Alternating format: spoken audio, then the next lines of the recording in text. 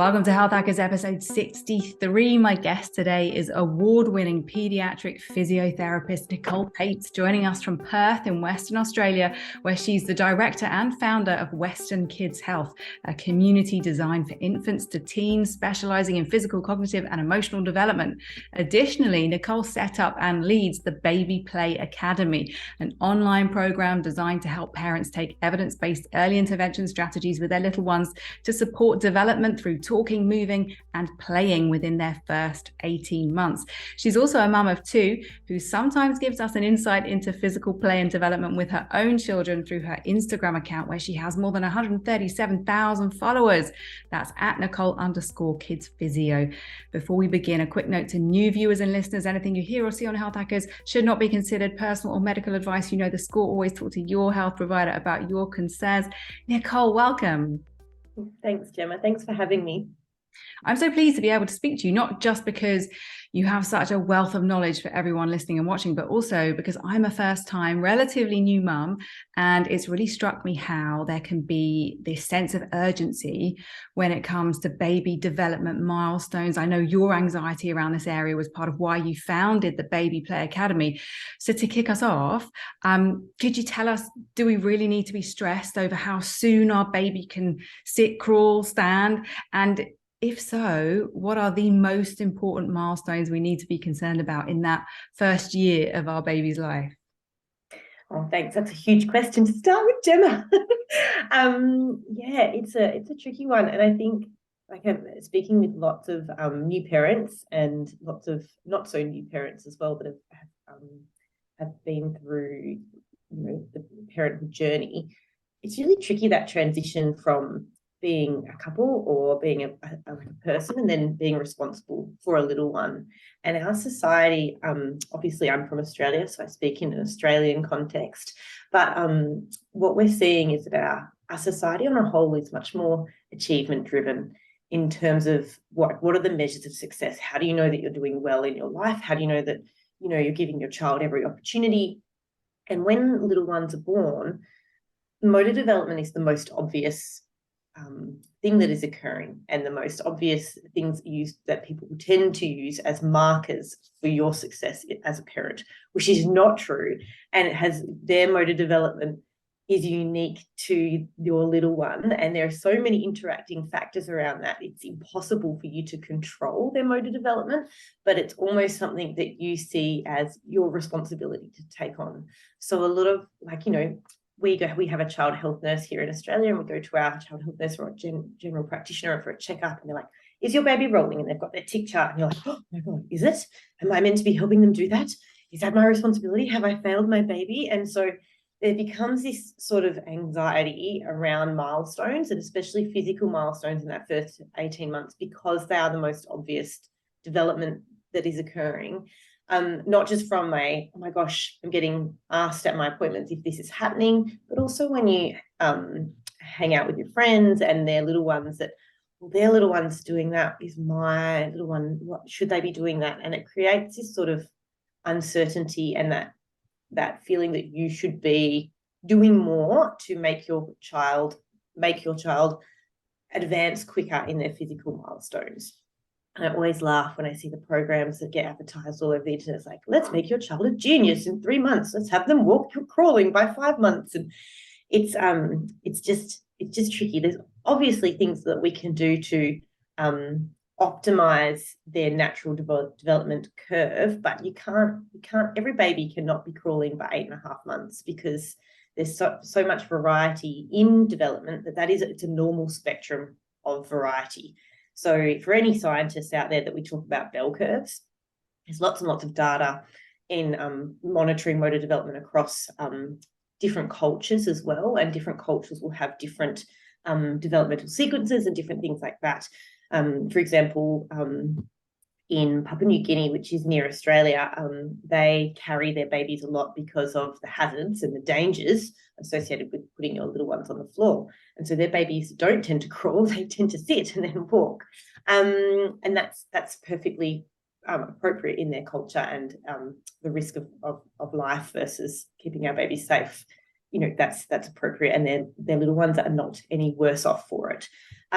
So I guess why I started the Baby Play Academy and my Instagram was that I was a little bit frustrated in especially in lockdown times when we were all on social media, because what else is there to do? And you were almost made to feel like, okay, well, it's my responsibility to get my baby moving, and like it's our responsibility to provide opportunity, but we're not forcing the movement. And I have to have them crawling. They have to be crawling by 8.5 months, otherwise they're delayed. And that word delayed comes with such heaviness to it, and that that almost that anxious feeling. I just wanted to put out the message that the variety in motor development is normal, and that motor development is not just about genetics. It's also about your little one's personality and their motivation. We all see little ones that are just so dead keen to move that they will destroy your house in 2 seconds, whereas other will be happy to sit there and play with, a cardboard tube for 20 minutes. So all the little personality and their motivation behind what they're doing also affects their motor development, their body systems and their biomechanics, the types of muscle tone they have, their joint flexibility, their environment. So what is in their environment? Are there things that they can pull up on or crawl over or roll around? Do they have floor space?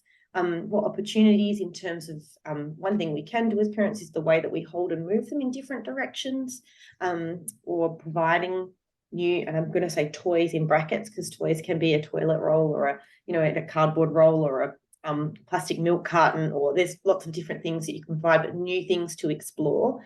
And most importantly, the foundation of motor development is your connection to your child, so your attachment. And people forget that is really, I think, the key component for your little one to feel safe enough and to feel that security to want to explore their environment and to want to explore their body movements and almost be that little scientist figuring things out with the world. But they need that secure connection with you and that trust within you, to be able to safely do that and to have the confidence to do that. And we see it in clinic all the time that little ones come in and they may be delayed, and it's not just their motor development. There's, trauma that's happened within the family, or there's other things happening that, that are affecting that connection and that feeling of safety. And it's not until that is settled that they will then start to progress in their motor development. And when I say to parents, babies are beautiful because they adapt, and their brains are so beautiful when they adapt. So never blame or say, oh no, I've done this or that, because babies just adapt to different things and grow. It's beautiful. Gosh, I had no idea that a physical attachment or an emotional attachment could impact a physical development within a baby. But yeah, of course, it makes perfect sense when you say it. If they feel safe in their environment, they're more likely to explore and push their own boundaries physically. So what, in that first kind of year, what would we or should we be worried about, if anything? Because it sounds like we don't need to stress about it, but if there was a marker within that first year that if we didn't reach, there might be something to worry about, what would it be? Yeah, I have a few little key ones, like little check-in points that are not your typical ones that we talk about in terms of tummy time and things like that. I always think of the big things. So from a physical point of view and a physiotherapist, if you see your little one loses skills, and I'm not talking about that they rolled from their tummy to their back at 8 weeks and then they've sort of forgotten, almost that you see that they're no longer reaching, or they're no longer able to hold their head up, or they're no longer able to take weight through their legs. So if they're kind of losing skills, and you're like, oh, that's a flag to check in. If you feel that they're just not gaining skills, so it's been, 6 weeks, 2 months, and nothing has really changed, and then you feel like they're plateaued, that might be a time to check in as well. Or there's that general delay where, they're not smiling and giggling and interacting with you at 6 months, and they're not physically where you think they should be, and you feel that there's something generally up. That, of course, check in if you feel that. Or if you're noticing asymmetry, so flat, that their head's always turned to one side, or they're only using one side of their body. So they're the kind of big check-in markers. And then in terms of development, I always think of almost in like little quarters. So by 3, out of the newborn stage, so by about 16 weeks, we want them to be able to hold their head in the center, whether they be on their tummy or their back. and that they're starting to explore with their hands in front. By about 6-7 months, we want them to be sort of reaching from their tummy and starting to roll. And then by 8 months, if you sit bub, they should be able to kind of hold themselves steady by 8 months. If you plop them down, not they don't need to be able to get into sitting, but if you pop them in sitting, by about 8 months, they should be able to hold themselves there and have that postural control. 9 months, you want them to be taking weight through their feet and happily. Now, people say, but I go to put my baby down and fling their feet up. That's a bit different. They don't want to do it. And they're telling you, I don't want to do that. But if you can, stand them off your lap and they're happy to take weight through their feet at 9 months. By 10 months, generally, we want to see them on their hands and knees rocking, but not all babies crawl, so that's okay. 12 months, we want to see them on the move in some shape, whether it be crawling or, if any American physios are listening, to be like, Nicole, bum shuffling, or they're just exploring their environment and they're moving.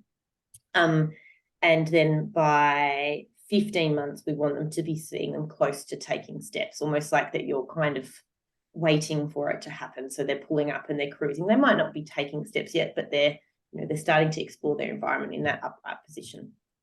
So you mentioned how some babies go from sitting to walking, like the ones in Papua New Guinea you mentioned. How important is the crawling stage? Are there benefits to having a crawling stage, or is it better for the body to go from sitting to walking? I do love crawling, only for a couple of different reasons.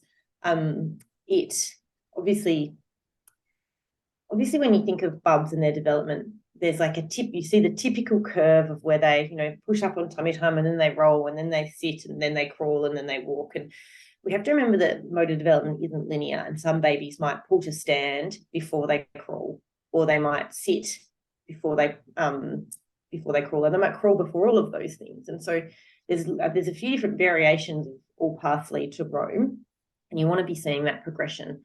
I love crawling because it helps bubs develop the hand strength and the shoulder strength and that neck strength of being able to look upright, and back strength, and it gives them a different position. However, all of those benefits can be gained if your baby crawls after they've started walking. So if you do lots of climbing or tunnels and different things after they've started walking as well. So just because they've started walking doesn't mean that crawling no longer has those benefits. There was some research a long time ago where they looked at the baby's brain, like while they were crawling, and they were like, wow, while they're crawling, both of the sides are working at the same time. And that was the extent of the research. But that has been extrapolated into crawling causes both of the sides of the brain to communicate, which I don't understand. So does walking, so does stair climbing, so does climbing, so does running, so does skipping, like anything where you're using, or jumping, where you're using both sides of the body in that alternating fashion will still work the brain in that fashion. So I feel like that is kind of one that oh my God, they have to crawl to be able to have their brain develop correctly. I don't think that's correct. And I would like to see more evidence on that, for that statement. And in particular with crawling, and that I do love it. But yes, climbing and other things and bubs, it depends on your environment. If you're in lockdown and you have a tiny apartment and one play area, there's not going to be much opportunity for crawling, tiny little space. And most of the time you'll see your baby just do a tiny bit of a crawl that's half of a, get out of sitting, keep one leg out, take 2 steps, keep the leg out and go back, because they're moving in and out of sitting all the time. Whereas if you have a really long hallway or a really big open space, that's when you'll see babies start to do the hands and knees and crawl for a long distance. And so the other thing with crawling is that it depends on their environment and their maturity and their motivation. So your really little ones will do lots of different types of crawling and, work up there like caterpillar on their commando, and then they go to caterpillar, and then they finally get up on their hands and knees. And others will just sit there and watch all the other babies doing it, sitting, and then they'll just crawl from sitting. So they'll just come down into crawling and off they go. And I think it's important that we celebrate that diversity, because it doesn't have to be a perfect linear, perfect approach that everybody goes through the same idealistic this then that and this and that. lots of, yes, I think we have to celebrate that all their little brains are different and they all process and do things in different ways. And rather than trying to make everybody fit into one pathway, providing opportunities for them to use their body and the strengths. All the physios out there know that, crawling can get strength here and here, but we can do that through other ways too, kneeling play and other things, and wheelbarrows and lots of types of things. So I think that we have to shift that lens to be broader. That's a very big statement that I'm probably going to get a lot of interesting messages on Instagram. No, it's fascinating. I'm wondering also now about walking. Like, is there anything a parent can do to help encourage walking? I'm curious about those baby walkers I've seen for sale online, but are they a help or a hindrance for healthy development? Well, I did see that you did mention something about baby walking, so it's really important. There's this type of baby walker, and then there's this type of baby walker. Oops.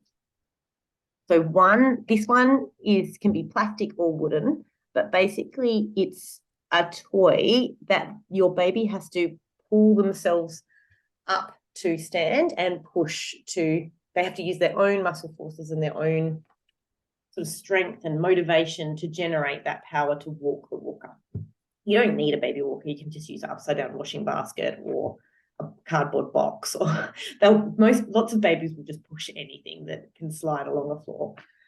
These ones, which are the almost seated, where you put baby in a seat and there's wheel, like a square around the seat with wheels on each corner. That's a wheeled walker. They're banned in Canada and they're not recommended in Australia. From the perspective, well, there's a few different perspectives, but the main reason why they're banned is the wheels around the edges catch on electrical cords, changes in surfaces, anything on the floor, and they tip. And there's been a number of fractures and incidences where babies have hurt themselves because they can't get out of, like, they're falling from like a force. So they're banned in Canada and they're not recommended in Australia. I'm not sure about America, but like, we have stairs, so it would never be a go in our house anyway. The other thing that we have to think about with this one is it's a container that our baby is placed in, and they're not using their own muscle forces to get in to choose to walk. So often they're being put in there a little bit earlier than they should be, which can, depending on the size of the seat that they're sitting in, can impact their hip development. But also they might be up on their toes a little bit. And often the boxes of these types of walkers and standers, just the regular standers, which I don't mind, but they will say on the box, on the label, baby should be on their toes. And I think that is a statement of sort of covering to make sure that baby isn't weight bearing through their feet too early and protecting that hip development. Whereas we don't want them on their toes from a physical therapy point of view. We want them on their feet and being able to weight bear through their feet. But if they're being put in at 4, 5, 6, 7, 6 months, that's too early for their hip development and their body and their postural control, their head control and their trunk control. And so that's why the label says toes. But I don't love those ones, and I don't really love putting bub in a standing device before 7. They have to be confidently taking weight through their feet themselves. We used a stander with my older son for about 2 hours before he figured out how to climb out of it, and then it was too dangerous to use. So he's a bit of one of those ones that has a lot of internal motivation. So he was standing in it quite happy, and then he was like, I'm bored, and so he just climbed out and nearly smacked his head on the tiles. So that wasn't, you've got to consider that factor as well, that babies can climb out of them if they want to. And about weight bearing on the feet, let's talk about shoes. So my 11-month-old is almost always barefoot. Hopefully she will learn to walk at some point. And me as a new parent, do I need to know anything about shoes? Are there any that help or hinder with walking skills? So you have to remember that the feet are like your bub's sensory input, and your little one, their brain map of their body and their, like, figuring out their surroundings and how their body interacts, that's all still developing. So when they're learning to walk, their feet are in contact with the ground, and that's really the key to their balance system. So yes, barefoot is best. However, the first time you need to wear shoes, shouldn't be the first time you're putting shoes on, or as a parent, it's probably going to not end well for you. And I've been there, I've done that. You know, because there are times where it's really cold or really hot on the surface, or there are, you know, like really sharp bits and hazards that you might need your little one in shoes for. So the first time you're wearing shoes shouldn't be the first time that they need to be wearing shoes. So I would play with shoes and try shoes on earlier, but still spend the majority of the time barefoot before they're walking. So once your little one is up and taking their first wobbly steps, it takes anywhere between 2 to 4 months for them to consolidate that and start to look like they're actually walking around without their arms up and waddling side to side. So at that stage, we really still want them to be having the most sensory feedback they can in their feet. So I think about with shoes that we would like to have shoes that pass the scrunch test. So shoes that you can sort of fold and scrunch, so they're really flexible, because they should just be basically protective coverings for the foot. I still like them to be adjustable, so have something to make them tighter around that sort of heel area so that they fit nice and snug and they're not slipping and sliding. And also that the sole is thin but protective. But when you think of the toe and the heel, babies' feet are really wide, which is normal because their bones are still developing. They have fat pads. They're beautiful, squishy little feet. But you want the toes to be wide, which they almost are a little bit wider than the heel themselves. So the toe box should be as big, if not bigger, than the heel. Does that make sense? That does. I'm busy taking notes here. This is great. And then, like, obviously as their walking progresses, you can progress to a bit more of a thicker sole, but still quite flexible in a shoe, with a little bit of, like, you know, that heel support, but still adjustable. But really, like, spend as much time barefoot as you can, because that helps their little muscles and bones develop, and that sensory and the balance, their toe muscles and what we call the intrinsics of the feet. Yeah, it makes perfect sense when you outline it that way. Talking about their kind of movement, and I know I've seen you use the term purposeful play before. Can you give us some examples of purposeful play for a baby under the age of 18 months? Yes. Now, this is my, like, the way I frame this term. I think that I didn't realize that I was a very playful person. So, you know, when I'm with the kids, or any kids, not just my kids, but working in pediatrics, you know, someone will say something and we'll just start singing a song about it. So, like, you're a star. We'll be like, twinkle, twinkle, little star. We'll just break into a song, or, you know, make a game, or start an imagination. And I guess I didn't realize how playful and creative I was as a person. And speaking to mums in the pandemic, I find that some people find it really hard to play, or how to play, and, you know, what do I need to do, what do I say? And it's hard. Like, if you're not naturally a playful person, like, I'm that person at the park that will, you know, be like, okay, yep, all right, I'll play with you, like, you've shown me this stick, like, let's play a game, kids. Whereas my husband will be like, oh no, he's all right. But there are some people that be like, no, I don't, like, my child's happy, please don't come near me, which is fine. Everybody's different. But I use the term purposeful play more for a parent perspective, because your little one will be playing all the time. That's their job. I think that sometimes as parents, we want to do things. And so purposeful play almost gives you something that you can do without doing too much. So it's like, this is an activity that you can set up that your little one can interact with, and these are the benefits, but you don't actually need to do anything. And they're like, oh, cool, great.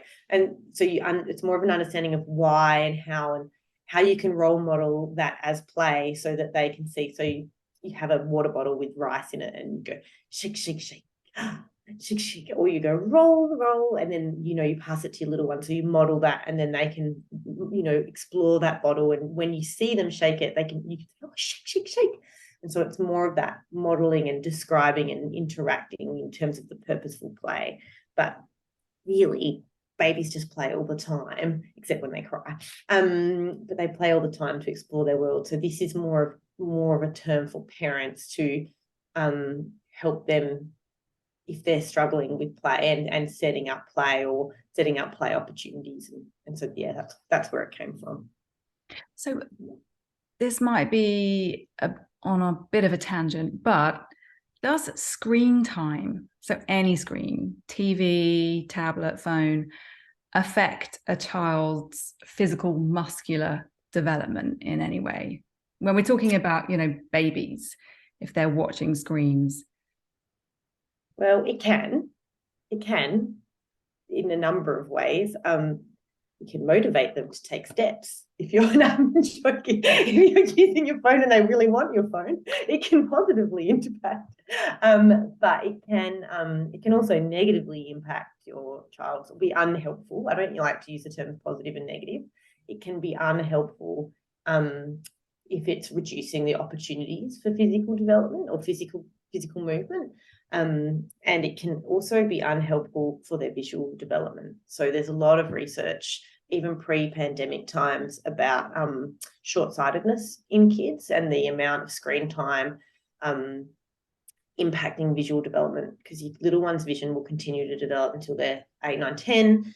The shape of the eyes, the way the eyes muscles move, and being outside offers an opportunity to focus from into the distance to close, to track things from far away that are moving, lots of different opportunities that aren't offered on a screen. And so there's a lot of research that shows a lot of screen time can impact visual development and create like that epidemic of myopia, so short-sightedness. So it can, and it really, it just it depends on how and why and you're using it. Like if you're at home all day by yourself and you need to cope and you need 20 minutes of TV, in my mind, your mental well-being and coping and that security foundation for attachment is the most important thing. Whereas that's so it's depending on a how and a why and things like that. Wow, that's fascinating. So remind me again, what was the age range of the sight development? So all the way from babies up to closer to 10 is a lot of that visual development. So they're even your 4 or 5-year-olds are still developing that field of vision and different things. So it's really interesting. We often see little 5-year-olds or 6-year-olds and be like, how can they not see that? It's because their visual system is still developing, not only from the visual system, but how their brain sort of understands and makes sense of that visual information. So there's still lots of changes occurring within their systems. And I think sometimes we forget, because they are 6-year-olds or 8-year-olds so much like little adults, that we forget that these things are changing all the time. So certainly up until the age of 10, we need to be mindful of screen time. Well, I think even after that, it can still affect vision, if you're having too much of it. But that's a really key time point in development. The kids are just not getting enough outside time. I can see we are just about up on time, but I have one more question for you. What is the most important tip you could give any parent of an under 18-month-old to help them develop their physical strength in the best way? Right, well, I'm going to stick with the screen just for a minute. I think it's really hard as a parent because you make yourself feel so guilty. So I have a little thing that I go by is green time greater than screen time, which means if you're going to spend time watching TV, try and spend it as much, if not a little bit more, outside, because the outside offers so many motor development opportunities, and not from just visual development, but physical development, and in terms of exploring and testing their physical boundaries. So I love green time. So that's probably one big thing. But also as a parent, for your little ones under 18 months, variety is the spice of life. And that's often we get caught in the trap of doing the same thing, staying at home in that routine, but try and mix it up. Where you're doing things, what are you doing, when are you doing things, how you're holding your baby, the positions that you play in, the rooms that you play in, because our role as parents is to support their development, to create that independent, resilient, confident little munchkin. And to do that, we provide opportunity and attachment and security. So that variety and that fun, if we can make it fun, because for kids, it's all about play, and play is engaging for them. But not every parent has to be fun. But if you can provide that opportunity and that security and attachment, I think that's probably the biggest thing that you can do. That's so great to know. But I know I said that was the last question, but you mentioned there how we hold our babies. Is that because we should be mixing it up? Yeah, so well, like it's scary having a baby and you're like, oh, and you hold it like a pancake. But you have to remember that babies are 3D and they have, three. It's like if you went to the gym and you just did sit-ups and nothing else. Like you've got to work your obliques and your glutes and do different things. So if you can, hold them on their tummy, hold them on the side, pick them up through the side, pick them up from their tummy, and give them different opportunities to use different muscles, then that's fantastic. Like it's, tummy time's great. But I think if we can, remember side lying and back play and holding them in different ways and picking them up in different ways, and then that's like really early, like under 12 weeks. I think that's the biggest thing that we could all do differently, because the focus is so much on tummy time that you like forget that there's all these other different muscles and movements that can be helped by different opportunities. Oh, Nicole, this has been so insightful. Thank you so much. That's okay. Hopefully it's been helpful. Hopefully it helps parents know that they've got this. Their little one, and your little one best, and your little one's personality best. And it's all about that connection and having fun together in unique and different ways, and exploring the world together. I think that's the most magical thing about being a parent, is experiencing that wonder through your child's eyes again and seeing them light up when they, discover something or master a new skill. And yeah, it's just the best feeling. Yes, it really is magical. Health Hackers viewers and listeners, thank you for being with us. I will put the links of where you can find Nicole in the summary text that goes with this video and podcast. If you're watching on YouTube, hit subscribe for regular videos. If you're watching or listening to this through Facebook, Spotify, or Apple Podcasts, you can opt to follow the show there too. Thank you and bye-bye.